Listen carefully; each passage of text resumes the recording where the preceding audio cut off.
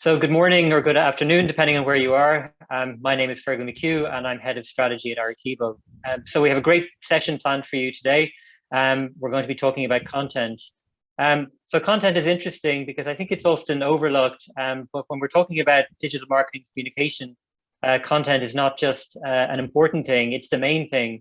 The technologies we use, how we're organized, the strategies that we're developing, they're all really there to help us deliver content to users, to understand how users interact with it and to improve it.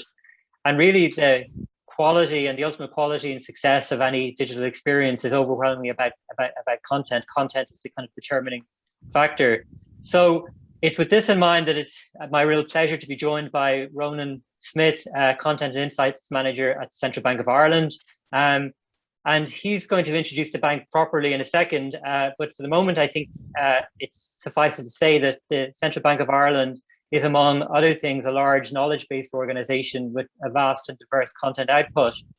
And it's an organisation where getting content right is really of prime importance. So I'm really looking forward to hearing what Ronan has to say about the sort of challenges that they're facing. So just before we get into that, just some preliminaries.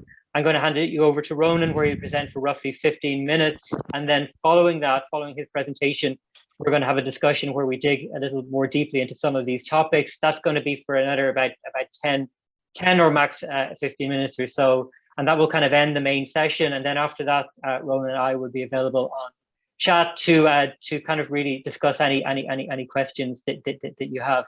You don't need to wait to the end to ask your questions. Feel free to pop your questions in on the Q&A as the session evolves. We'll be monitoring them and we'll do our best to answer them in the Q&A period.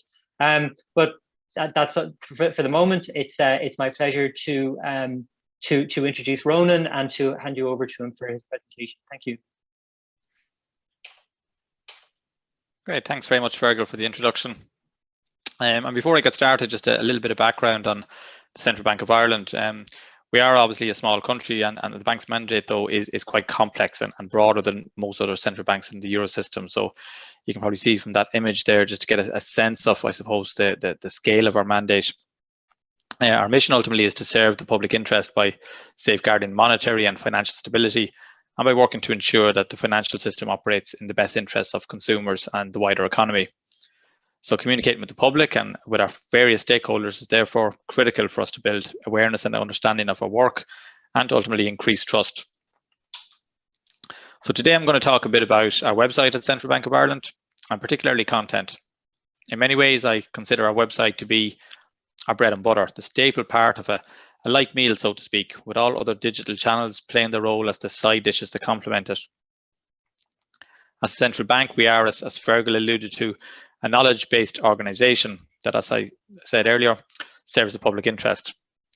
So our organisation, and therefore our website, as our main communications channel, is obviously very centred around content, all types of content, from economic letters and quarterly bulletins to statistics, press releases, speeches, recruitment campaigns, and all sorts in between. And like any organisation, we're on a journey, probably a journey that'll never end, but I try not to think about that. I try instead to think about where we've come from, how far we've travelled, and where we're going next. And as you'll all know, the internet has become a really busy place in the last 25 years or so. There's a lot of noise, and a question a lot of marketeers are asking is, how do I stand out from the crowd? Many people would say that you can stand out with good content, cream rises to the top and all that. And they're not wrong, but content and content marketing are complex. We could talk all day about social media, email marketing, apps, SEO, online advertising, offline marketing, etc., and how they all contribute to ensuring organizations can stand out. However, getting your website, that bread and butter, right is for me a really critical first step on that long journey. And that doesn't necessarily start with content per se. So let me explain that a little bit more. When we worked with our digital agency, Fergal and his colleagues at Arekibo, on a new Sitefinity-based website in 2016 and into 2017, we were in some ways starting from a pretty low base. Our brand on our old website was subpar, and it lacked a sense of professionalism or consistency. The issues were numerous and wide-ranging. We had a logo that was not suited to digital. There was a lot of misuse of the logo, low-quality photos and imagery, publications that were poorly designed and differed significantly depending on who worked on them. On top of that, lots of people were directly editing our old website, and you could tell just by looking at the site that it was not where it needed to be. In short, our brand was simply not befitting a central bank and the professional image we wished to portray. Likewise, we did not have a documented style guide, so no consistent approach to how we communicated with our audiences. And our content was largely created with only specialist audiences in mind. As we moved closer towards launching our new modern website in March 2017, we knew that we needed to address issues with our brand, as these would ultimately undermine our new website and our content ambitions if we left them unaddressed. Now, this meant developing and implementing new governance, branding and style standards, refreshing our brand, including a revised logo and an expanded color palette, and later on hiring more content and brand experts to take us to the next level. And so we went from this, a website that was cluttered, difficult to navigate, and representative of a typical corporate website from the late 90s and early 90s, to this, a website that was modern, audience focused, mobile responsive, visual, and easier to navigate. And our publications and our web-based content went from this to something more like this, branded consistently and professionally, people-focused, and with greater diversity in terms of content types, using layered HTML and visual content to supplement PDF content. So we now had a modern website, a refreshed brand, professional photography, and more people-focused visuals, as well as new experts in our team who could help us to deliver success. This meant we could now truly focus on content creation without worrying about it being undermined by a poor website or documents and pages that looked unprofessional. The studio and the canvas were ready, so to speak. It was now time to kind of, flex our creative muscles, I suppose. In developing our new website, we worked with Fergal and his colleagues at Arekibo to identify 7 personas. And these helped guide us really in developing content for all of these audiences, albeit some audiences would obviously be weighted heavier than others. Now, I don't have time today to go through what we did for each persona, but I might just provide a few examples of how we have created some of our content for the general public and financial consumers. From day one on our new website, we launched a dedicated consumer hub to help build understanding amongst the public of the work we do to serve the public interest, as well as educating people on interesting topics such as the economy and later topics such as financial scams and cryptocurrencies. We started with text-based, plain language explainers, but our vision was always to create something much more visual, which would help us to stand out and to increase engagement on our website and across all our digital channels. We have a strong track record in producing infographics for economic bulletins, statistical content, annual reports, and so on. And these tend to get picked up widely by the media and repurposed fully on national news websites and even occasionally on the news on TV. So we also developed infographics for some of our explainers. In some respects, there was nothing particularly innovative about these approaches. It was all really about bringing us up to peer level. Therefore, we set ourselves a more ambitious creative challenge. That was to create a short, web-based animated series to help explain our mandate in an engaging, informative, and humorous way. Our 6-part video series, developed with a small, really talented Irish animation company and released over many months, turned out to be a huge success for us. We wanted it to have a distinctive look and feel, and no stone was left unturned to ensure we delivered a unique series that would stand out amongst the more generic animation that we see online. We developed a very comprehensive communications and marketing plan for it. This included organic and paid promotion, and we partnered with numerous organizations and individuals to drive awareness and engagement. We also developed offline marketing strategies to bring the videos to diverse but relevant audiences. This included regional school visits from our governor and bringing the videos to our exhibition at the National Ploughing Championships, which is Europe's largest regional event. The video series was designed to be evergreen, and it continues to amass significant traffic on our website over a year since we launched the final episode. And as we were concluding the animated series, COVID-19 came along and effectively turned the world on its head. And now you've probably heard your fair share of stories about organizations fast-tracking digital change on the foot of COVID-19, so I'll try to keep this brief. In summary, we built a COVID-19 hub fairly quickly on our website. Our governor started to blog, and we create infographics and FAQs targeted at specific audiences most likely to be affected financially by the pandemic. The blog was picked up widely by the media, and we attracted respectable traffic to the COVID website content. But that question cropped up again. How can we stand out? And on top of that, how can we reach an audience larger than any we've ever reached before with our digital content? So we decided to develop a motion graphics video series to proactively communicate our efforts to safeguard stability and protect consumers during the COVID-19 pandemic. These videos would reassure and inform. They try to answer the what's in it for me question for people, help create awareness of our COVID-19 hub, and remain as evergreen as possible for the duration of the pandemic. Working with a video production company, our aim was to produce videos with high production values, which were short, so 60 to 90 seconds, engaging, and with important information front-loaded in the script. And finally, we decided against using voiceovers so that we could produce the videos quickly and cost-effectively, allow our audiences to concentrate on the text, and make it easier to develop the videos almost simultaneously in 2 languages, English and Irish. So we ended up producing 5 videos between May and November last year. And by developing a comprehensive and targeted marketing and communications plan, which was managed completely in-house, we reached over 840,000 views of the videos, unprecedented reach and surpassing all our targets by some distance. Looking across just all the video we produced last year across different campaigns, we exceeded 1 million views for the year, which surpassed 2019 figures by over 1,600%. High levels of engagement. We also won 4 prestigious national digital awards, again unprecedented for the organisation, and recognition, I think, of the significant progress we had made in a relatively short period of time.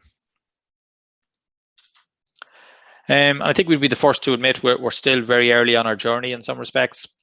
We have a long road yet to travel. We're continuing to invest in our people and developing our in-house capabilities, particularly around plain language content, video and visual content as a whole. We have plans to improve the user experience on our website, which is growing exponentially as the months go by, and we're creating a roadmap to ensure our content is more accessible to all.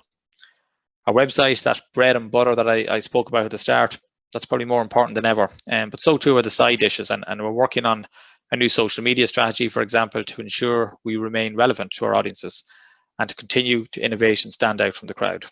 Thank you.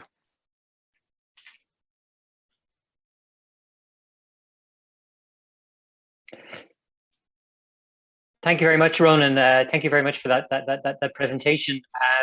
So I want to maybe talk about some of the kind of issues you raised and see if we can get into them in a little bit more detail. And something that struck me from your presentation was the importance of quality. You know, I've been in this kind of business a while, and it seems that kind of quality can often be kind of elusive, and you know, it certainly doesn't happen by accident. So just maybe wanted to get your thoughts on kind of what is quality and how do you make it happen, and you know, and maybe a kind of a more broad question is how do you convince people it's important, because obviously that itself can be a challenge.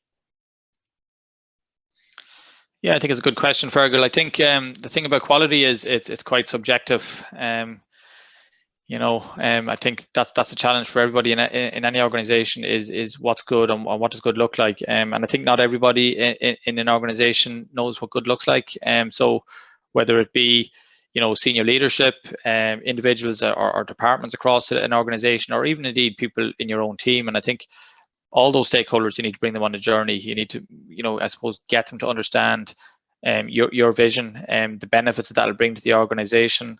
And I think, you know, for anyone, for example, coming new to an organization, regardless of what you've achieved in the previous organization or what, you know, quality delivery you've been responsible for, you're effectively starting with a blank page. And I think you need to, you know, bring those people on that journey with you and prove by doing and build trust as you go.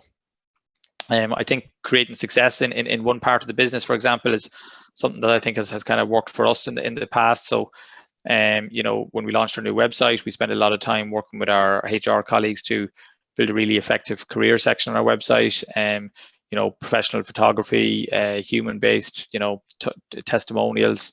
You know, really improve the whole employer brand experience on our website. And we kind of used the success of that section of the website then to kind of build buy-in and trust, you know, for other areas of the website to kind of get that kind of treatment strategy, as it were. Okay, so you kind of have a cumulative strategy.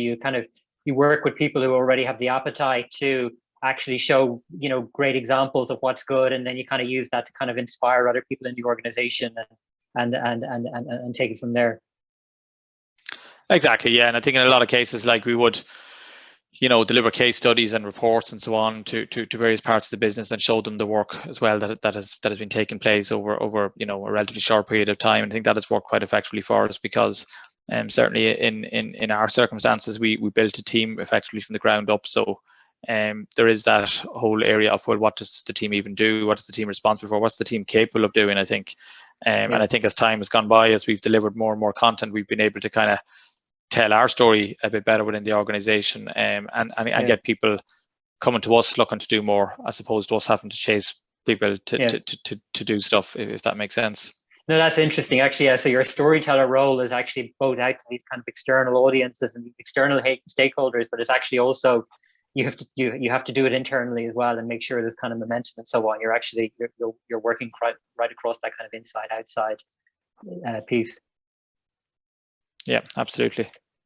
No, perfect. And then, another thing I was just thinking about listening to your presentation as well is that, and it's really kind of a challenge, I think, that's very applicable to the central bank, precisely because it's a knowledge-based organization. And, it's dealing with a lot of very, vast amounts of kind of very, very complex information, and lots of personnel kind of producing it. So, you have this challenge about kind of communicating complexity. And I think at the beginning you mentioned as well that, you have all sorts of kind of public stakeholders as well, where it's the bank's job to kind of talk to them about what the financial system is doing and where it's going, and so on. So just wanted to get a sense of what those challenges are in kind of communicating kind of complexity in your digital channels, and how do you work with stakeholders, and how do you know if you're being successful at it? Yeah, I think when it comes to communicating complexity, like our mandate is quite complex, as I mentioned at the start. Even for people joining the organizations and understanding the full remit of what the bank does, I think that's a challenge in itself. And I think it's really important for us as an organization to be able to communicate clearly on what we do. And one of our starting points, early on in our strategy was some of the infographics work, which I mentioned. And sometimes, people might be concerned that infographics, equate to dumbing down the content. And I think really infographics it's about making our content easier to understand, making it easier to digest. Thinking about that person who's got 5 minutes on the way to work, who wants to find out about a particular report but doesn't have a chance to read all of it, but would benefit from a very short synopsis of what it's about, and I might go back to it later. Thinking about that secondary audience as well, rather than just the primary audience. And I think we've been very effective in actually reaching a lot of people by producing more accessible content, which is the content that in turn gets picked up by the media, which ends up on a news website, or indeed in a newspaper, and bringing that to the man on the street, as it were. So I think there's always scope, I think, to make things easier to be understood, and it doesn't necessarily mean dumbing down that content. It's really about communicating more clearly, and I think everybody benefits from that. No, absolutely. And actually almost kind of bringing those two things together, quality and kind of complexity on the one hand. Obviously another requirement is doing things kind of quite quickly and actually responding to kind of changes in the external environment. And one of the things you talked about was the work that you did in relation to COVID and so on, where being able to respond very, very quickly, and kind of speed to actually getting your content out to audiences. They were kind of really integral.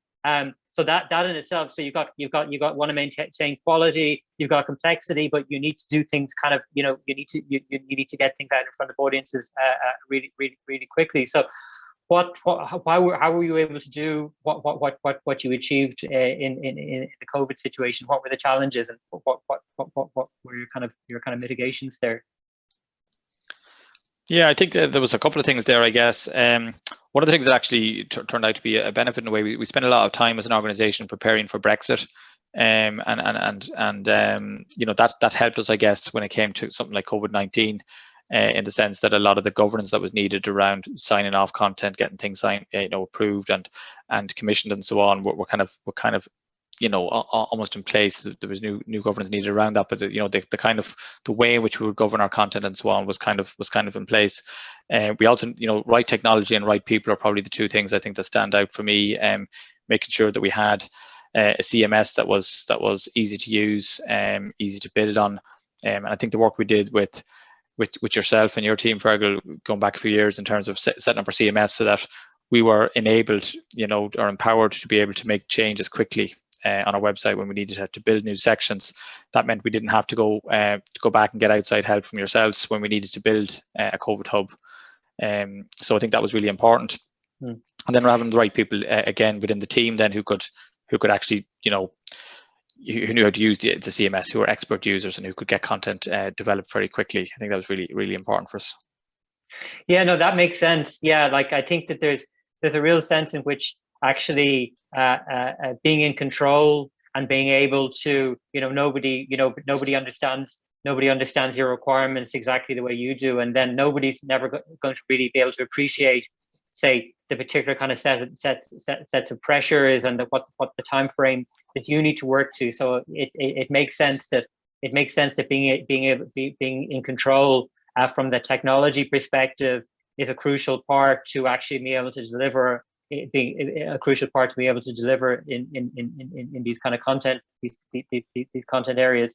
I think though what's interesting about that is, and I think I brought this up at the beginning when in my introduction, there is there is a kind of a balancing act here. Really, it's like content is content is what's in front of everybody. It's what it's the ultimate purpose, but it needs all these kind of support structures. And you can't pull out any kind of particular ingredient and say it's going to continue to work. You need all of these things working together.